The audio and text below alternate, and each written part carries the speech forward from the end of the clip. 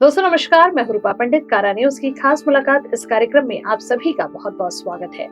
आज हमने हमारे स्टूडियो में खास तौर पर आमंत्रित किया है बहुजन समाज पार्टी के नागपुर जिला अध्यक्ष योगेश लांजेवार सर को। सर, आपका बहुत बहुत स्वागत है हमारे स्टूडियो में आने के लिए। बहुत बहुत थैंक्स। योगेश सर, हम वैसे तो हमेशा समय समय पर आपको अलग अलग विषयों को लेकर चर्चा करते हैं, लेकिन फिलहाल नागपुर में जो सबसे ज्वलनशील मुद्दा है, जैसा कि 17 मार्च को हुआ नागपुर में दंगा, ये हम सबके लिए एक सोच का विषय है। वो इसलिए भी क्योंकि नागपुर जैसे शांति प्रिय शहर में इस तरह का दंगा होना अपने आप में सभी के लिए चौंकाने वाली बात है। मैं आपसे सुनना चाहती हूँ कि आप इस दंगे को किस नजरिए से देखते हैं। जी, धन्यवाद रूपा मैडम, आपने मुझे स्टूडियो में बुलाया। मैडम, जो 17 तारीख को जिस तरीके का दंगा अपने नागपुर शहर में हुआ, निश्चित तौर पर यह दंगा एक नागपुर शहर के इतिहास को कलंक कालिमा पोंछने वाला जी। क्योंकि नागपुर शहर का इतिहास ये रहा कि नागपुर शहर एक शांति प्रिय शहर है। भारत देश के अन्य राज्य के अन्य शहरों में इसके पहले क्या घटनाएं हुई, इससे हमको कोई लेना देना नहीं है। नागपुर शहर हमेशा शांति रहा, शांति प्रिय रहा, मित्रता दोस्ताना वाला माहौल हमेशा नागपुर में रहा। ये नागपुर का इतिहास है। और नागपुर में 17 तारीख की जो घटना हुई, इस घटना के बाद में जिस तरीके से दोनों समुदायों में एक तरीके का बैर, एक तरीके की दुश्मनी, एक तरीके का ऐसा कोई राजकारण दिखाई दिया कि जिसके कारण दोनों समुदाय में आपस में बहुत कुछ डिस्टर्बेंस हुआ, आपस में एक कटुता निर्माण हो गई। ये अच्छा नहीं हुआ। आप लोगों को बता दूं मैं कि 17 तारीख की ये घटना हुई और 17 तारीख की घटना का नागपुर का हमारी राष्ट्रीय अध्यक्षा परम आदरणीय बहन मायावती जी, इन्होंने भी 17 तारीख की घटना को लेकर 18 तारीख की सुबह 7 बजे का उनका ट्वीट आया। जी बिल्कुल, उसमें जहां तक हमको भी पता है कि तुरंत मायावती जी का जो ट्वीट आया, उसमें उन्होंने सभी नागपुर वासियों से शांतता बरतने की अपील की है। मैं चाहती हूँ कि योगेश सर, उनका जो ट्वीट है आप पढ़कर हमारे दर्शकों को बताएं। दोस्तों, ये बहुत ये चीज है कि नागपुर जैसे शहर में पहली बार इस तरह का जो वाकया हुआ है, ये सबके लिए चौंका देने वाली बात है। आप देख सकते हैं कि मायावती जी ने जो मॉर्निंग में ट्वीट किया, वो कैसे उन्होंने कहा है इन शब्दों में। देखिए मैडम, बहन जी का जो ट्वीट आया 18 तारीख की सुबह 7:08 का ट्वीट है, जिसमें बहन जी कह रही है कि महाराष्ट्र में किसी की भी कब्र व मजार आदि को क्षति पहुंचाना व तोड़ना ठीक नहीं। जी बिल्कुल, क्योंकि इससे वहाँ आपसी भाईचारा, शांति व सौहार्द आदि बिगड़ रहा है। सरकार ऐसे मामलों में खासकर नागपुर के अराजक तत्वों के विरुद्ध सख्त कार्रवाई करे, वरना हालात काफी बिगड़ सकते, जो ठीक नहीं है। ये बहन जी का ट्वीट था मैडम। ये 17 तारीख की दुर्घटना हुई और 18 तारीख की सुबह अर्ली मॉर्निंग 7 बजे बहन जी ने ये ट्वीट किया कि जिसके कारण उन्होंने ये बताया कि भाई इस तरीके का ये मजार और कब्र इस तरीके का तोड़कर जो सौहार्द इस नागपुर शहर का बिगाड़ना और आपस में कटुता पैदा करना ठीक नहीं। उसमें भी जो अराजक तत्व है उन पर सख्त कार्रवाई करने के निर्देश भी बहन जी ने शासन से। दर्शकों, ये वाकई में थोड़ी चौंकाने वाली बात है, क्योंकि हम लोगों ने भी 17 तारीख की रात में वहाँ के जो स्थानिक नागरिक हैं उनसे चर्चा की, तो उनका कहना है कि ऐसे असामाजिक तत्व नागपुर शहर में उस समय घुस आए जिन्होंने कि शायद इन्होंने कभी उनके चेहरे भी नहीं देखे थे।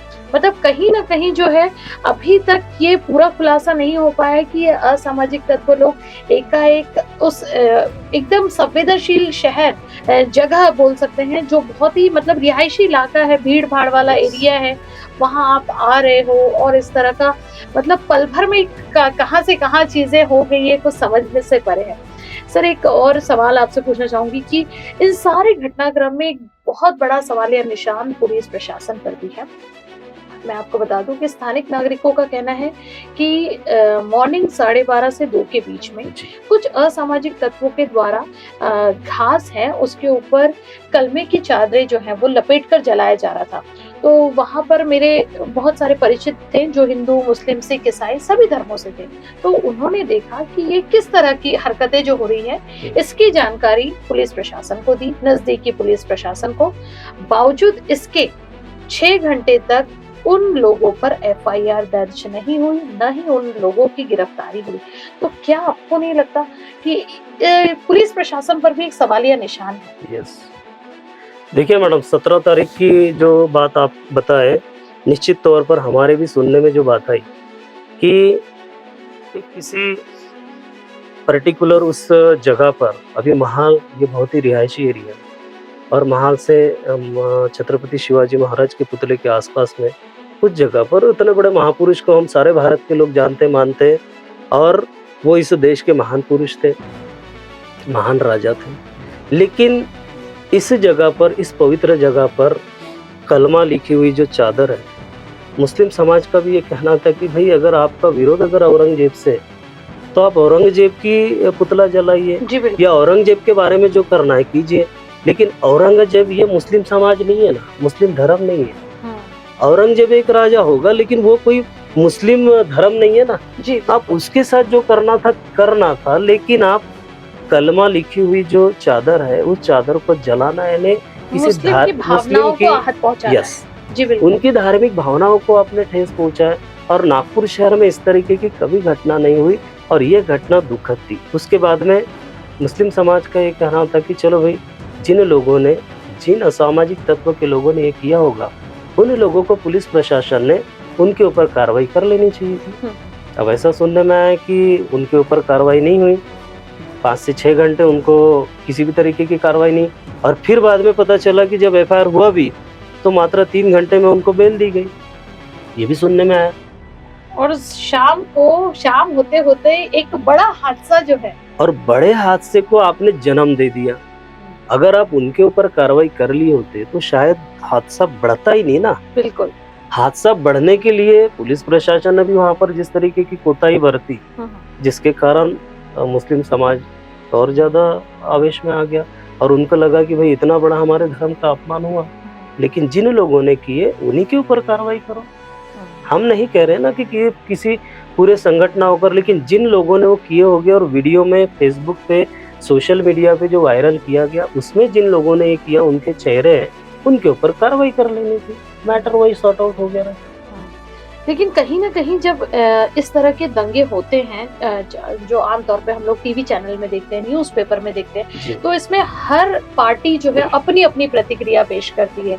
हर पार्टी कहती है कि इसमें इनका हाथ है, इनका हाथ है, लेकिन नुकसान हमेशा पब्लिक का होता है। सर, जैसा कि मैंने आपको बताया कि हम सभी को पता है कि इस दंगे में कुल 3 गाड़ियां जलाकर राख कर दी गई, 30 से ज्यादा बाइक को जो है तोड़फोड़ किया गई और कई कारों के कांच जो है लोगों के घरों के सामने थे, उन्हीं में नुकसान पहुंचाया गया। इतनी बड़ी मात्रा में पत्थरबाजी हुई कि शायद नागपुर के इतिहास में पहली बार ऐसा हुआ जब पुलिस को आंसू गैस के बम के गोले छोड़ने पड़े। बराबर। और इतनी बड़ी पथराव में बच्चों को भी हानि हुई है। हम ये नहीं कहते कि पुलिसकर्मी हमारे घायल नहीं हुए, कहीं ना कहीं हमारे पुलिसकर्मी भी जो है वो इन सब चीजों को रोकने में असफल साबित हुए। तो कुछ ना कुछ इनके बीच में झड़प हुई है। लेकिन मैं पूछना चाहूंगी कि आम नागरिक का क्या कसूर?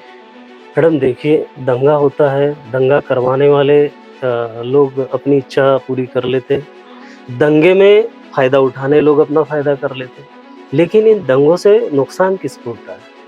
जो आम जनता है, जो आम नागरिक है, जिसको रोजमर्रा की जिंदगी में अपना धंधा, बिजनेस चलाकर अपने परिवार को पालना है, वो आदमी की यहाँ पर नुकसान हो जा रहा। अभी ठीक है, आपने यहाँ पर कर्फ्यू लगा दिए, अब उस कर्फ्यू में दुकानें बंद है, जो रोजमर्रा की जिंदगी जीने वाले आदमी के परिवार के ऊपर में तो आपने भुखमरी की नौबत ला ली है। अब उसका फायदा उसको हो रहा है या नुकसान हो रहा है? हम ये चाहते कि इस शहर में, इस महाराष्ट्र में कितनी समस्या है, यहाँ इतनी बेरोजगारी है, पढ़े लिखे युवाओं को हाथ में काम नहीं है, एजुकेशन सिस्टम इतना बिगड़ा हुआ है कि जिसमें कम से कम गरीब आदमी अपने बच्चों को पढ़ाने जाए तो पूरी जायदाद और बचा कुचा जो होगा वो बेचकर ही पढ़ा सकता है। आज ये नौबत आ गई और ये इस तरह का सिचुएशन जो है इस समय आई है जब 10th और 12th के एग्जाम स्टार्ट हैं। यस, बिल्कुल, हमारा यही कहना है कि 10th और 12th के एग्जाम्स है और एग्जाम्स के पीरियड में इन बच्चों के माइंड को आप किस तरीके से डाइवर्ट कर रहे हो। आज उसका भुगतान किसको भुगतना पड़ेगा मैडम? ये शहर शांति प्रिय शहर है। इस शहर में जब भी किसी तरीके की ऐसी दुर्घटना होने का, अंजाम होने का अगर कहीं शंका कुशंका भी मिल जाती है तो भी ये शहर का नागरिक ही उसको सॉल्व कर देता है। हाँ ये सर, नागरिक। आपने नागरिक की बात किया तो एक, जैसे कि आप भी अपने एक समाज का बहुत बड़ा प्रतिनिधित्व करते हैं, हर एरिया में आपका जो काम है एज अ सोशल वर्कर कहे तो कहना गलत नहीं होगा, जी। बहुत एक्टिव पर्सन है आप। सर एक बहुत बड़ी बात है कि हमको ऐसा लगता है कि जब भी इस तरह के दंगे होते हैं तो कर्फ्यू ना लगाकर, क्या आपको नहीं लगता कि हर समाज के लीडर्स को सामने लाना चाहिए और अपने अपने लोगों से एक पीसफुल नागपुर की पहल करनी चाहिए? यस मैडम, देखिए इस मैटर पर मैं ये कहना चाहूँगा कि नागपुर शहर में अगर कोई त्योहार आ रहा है, चाहे हिंदुओं का रहे, मुसलमानों का रहे, बौद्धों का रहे, किसी भी धर्म का रहे, अगर कोई भी त्योहार आता है, चाहे होली का रहे, दिवाली का रहे, ईद का रहे, 14 अप्रैल रहे, तो हर समय में हम लोग अभी शांतता कमेटी में पुलिस थाने के शांतता कमेटी में भी काम करते हैं। तो शांतता कमेटी के जो सभासद होते हैं, सारे जाति समुदाय के सभी धर्मों के लोगों को एक पीआई लेवल पे पुलिस थाने में मीटिंग बुलाई जाती है त्योहारों के पहले। और ये त्योहार आने वाला है तो उस त्योहार में किसी तरीके की कोई दुर्घटना ना हो, क्या बात इसके लिए वो शांतता कमेटी, पीस कमेटी के लोग वहां पर पीआई के साथ में, पुलिस निरीक्षक के साथ में मीटिंग होती है और बाकायदा जिम्मेदारी दी जाती है कि फलाना चौक अगर अपने को लगता है यहाँ पर कोई दंगा हो सकता है, यहाँ पर कुछ हो सकता है त्योहार के दिन, तो पुलिस डिपार्टमेंट अपने सिपाही उनका वहाँ पेट्रोलिंग के लिए तैयार रखेंगे और ये जो पीस कमेटी के लोग हैं ये भी वहाँ हेल्प करेंगे। अच्छा, तो जब एक पीआई लेवल पर वहां पर उस क्षेत्र में आने वाला, पुलिस स्टेशन के जुरिडिक्शन में आने वाले इलाके, वहां के लिए अगर अपने त्योहार के लेकर अगर हम सारे लोग इकट्ठा बैठते हैं और वहां पर अच्छा प्लान तैयार होता है कि शांति और सौहार्द ना बिगड़े, शांति कायम रहे। इतनी बड़ी दुर्घटना हुई मैडम, मेरा ये कहना है क्यों ना हमने मुस्लिम समाज के, हिंदू समाज के, दोनों समाज के लोगों को साथ में, इस शहर में रहने वाले अन्य समुदाय के लोगों को साथ में बैठालकर जी बिल्कुल, हिंदू, वार्तालाप मुस्लिम, करके, सिख, यस, ईसाई, ये सभी चारों को, समाज के लोग, सभी लोगों को इकट्ठा बैठालकर उस पर चर्चा की जानी चाहिए थी। बिल्कुल। और दोनों समुदायों को किस तरीके से मनवाकर अपने शहर में शांति, अमन, चैन कायम हो, इसके लिए प्रयास किया जा सकता था। इस बात को तुल देकर अब फिर मीडिया में आएगा, फिर यहाँ से अपनी राजनीति करने वाले राजनीति करेंगे, राजनीतिक रोटियां सेकने वाले रोटियां सेकेंगे।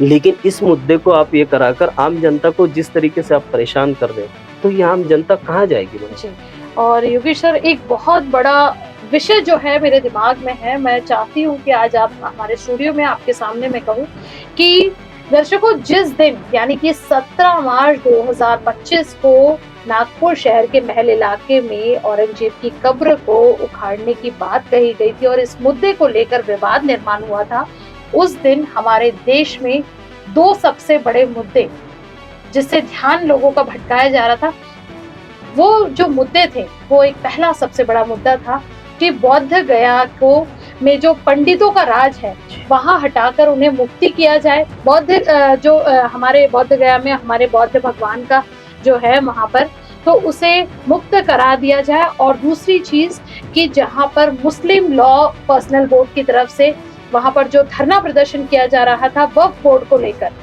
तो ये दो बड़े मुद्दे हमारे, उन्हें उनसे ध्यान भटकाकर नागपुर शहर में जिस तरह की वारदात को अंजाम दिया गया, क्या सर आपको नहीं लगता कि कहीं ना कहीं इन दो मुद्दों से लोगों का ध्यान जो है भटकाने की भी कोशिश की गई? जी मैडम, सबसे पहला मुद्दा तो आपने जो कहा कि बिहार में महाबोधि बुद्ध विहार, जो सारे दुनिया के बौद्धों का एक बहुत ही पवित्र स्थल है जी, जहाँ भगवान बुद्ध ने ध्यान प्राप्त किया, ज्ञान प्राप्ति उनको वहाँ पर हुई। उस पवित्र बुद्ध गया के महाबोधि बुद्ध विहार पे कई सालों से, मान के चलिए कि 1949 का जो बिहार का एक्ट है, उस एक्ट के तहत वहाँ पर आज भी बौद्धों के हाथ में फुल फेस में वो विहार नहीं है। नहीं, वहाँ पर बौद्धों की विरासत है, बौद्धों का बुद्ध विहार है, लेकिन बौद्धों के हाथ में नहीं है।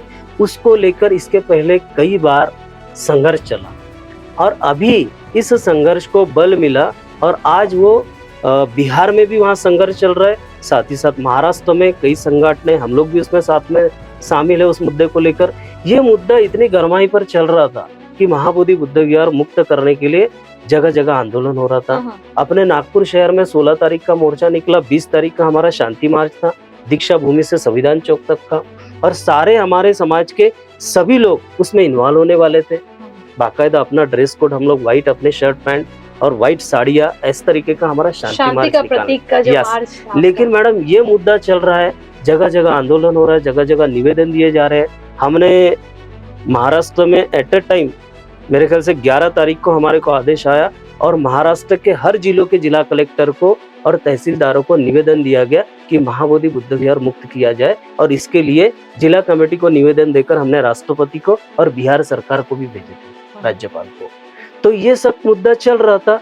ऐसे समय में अचानक में जिसका किसी ने सोचा भी नहीं, अनपेक्षित, बिल्कुल अनएक्सेप्टेड था, और अचानक में ये घटना हो गई, उस मुद्दे को भी डाइवर्शन मिल गया।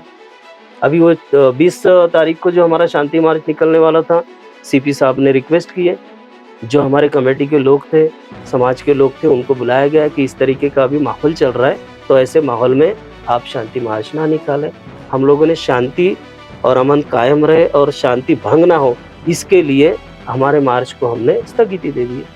मेरा कहना है कि इस तरीके का मुद्दा जब देश में चल रहा है, पूरे देश में, और मुद्दे को डाइवर्ट करने के लिए क्या पता ये कौन सी सियासती चाल है कि जिसके कारण हमारे मुद्दे से हमको भटकाया गया।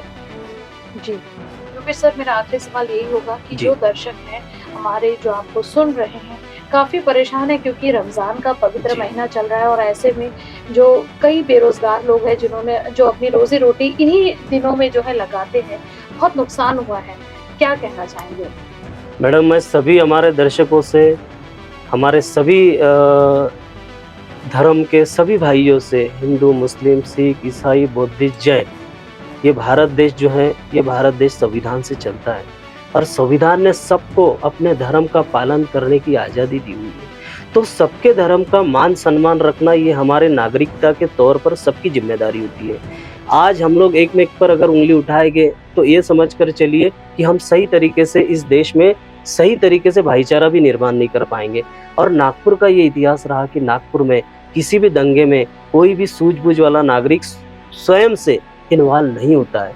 मेरी रिक्वेस्ट रहेगी कि चाहे कोई भी आपको भटकाए, कोई भी आपको उसमें शामिल होने के लिए किसी भी तरीके का प्रेशर डाले, लालच दे, या आपको किसी भी तरीके का गाइड करे जो कि गलत होगा, क्या बात है? ऐसे किसी भी अनजान आदमी के या जानकार आदमी के भी बहकाव में आकर हमने कोई भी दंगे में शामिल नहीं होना है। आप लोगों से मेरा निवेदन है कि इतना पवित्र महीना चल रहा है और ये सभी के लिए है, हम कोई मुस्लिम समाज के इसमें नहीं जाते, सारे हिंदू लोग भी ताजुद्दीन बाबा का उर्स में शरीक होते हैं। वैसे ही दिवाली मनाने में रहते, 14 अप्रैल में सारे लोग रहते, बाबा साहब अम्बेडकर जयंती में रहते, यानी हम लोग एक में के त्यौहार को मिलकर मनाते। ये नागपुर का इतिहास है। ऐसे समय में हम लोगों ने शांति बनाए रखे, और किसी भी तरीके से कोई ऐसी दुर्घटना होती है या सोशल मीडिया में अगर ऐसी कोई पोस्ट आती है तो उसके बलि हमने नहीं पड़ना चाहिए, और अंधानुकरण किसी का नहीं करना चाहिए। हमने अपनी बुद्धि, अपनी अकल लगानी चाहिए। पड़ोस में रहने वाला हमारा जो भाई है, वो हमारा भाई, पड़ोसी हमारे काम में आएगा। चाहे वो हमारा खुद का भाई नहीं रहेगा, पड़ोसी किसी भी जाति, समाज, धर्म का होगा, वही सबसे पहले हमारे दौड़ कर आएगा। और इस नागपुर में आप लोग भाईचारा का परिचय दे, यही मेरी आप लोगों से दरख्वास्त रहेंगी कि किसी भी दंगे में इस तरीके से शामिल होकर नागपुर के वातावरण का खराब ना कीजिए। नागपुर अमन शांति वाला शहर रहा है। इस नागपुर की अमन शांति की इस विरासत को संभाल कर रखना आप सभी की, हम लोगों की, सबकी जिम्मेदारी है। यही मैं अपने दर्शकों से कहना चाहूँगा। बहुत बहुत शुक्रिया योगेश सर आपका। ये थे हमारे साथ बसपा नागपुर जिला प्रमुख योगेश लांजेवार सर, जिन्होंने बहुत ही अच्छी बात करी कि किसी के भी बहकावे में आकर अपनी बुद्धि का गलत इस्तेमाल आप ना करें, असामाजिक तत्वों के हाँ में हाँ मिलाकर, या फिर अपनी जो सोच बुद्धि है आप ऐसे समय में उसे लगाइए। हर समाज के लीडर्स ने सामने आकर इसका जो है एक परिचय देना चाहिए, अपने अपने समाज को किस तरह से शांतता बरतने की सलाह दे। ये रमजान का पवित्र महीना चल रहा है, और ऐसे में नागपुर जिस भाईचारे की मिसाल को पेश करता था, उसे आगे तक कायम रखने में अपना योगदान देना चाहिए। तारा न्यूज की खास मुलाकात में मेरे साथ फिलहाल के लिए इतना ही। बाकी खबरों के लिए आप देखते रहिए तारा न्यूज। नमस्कार।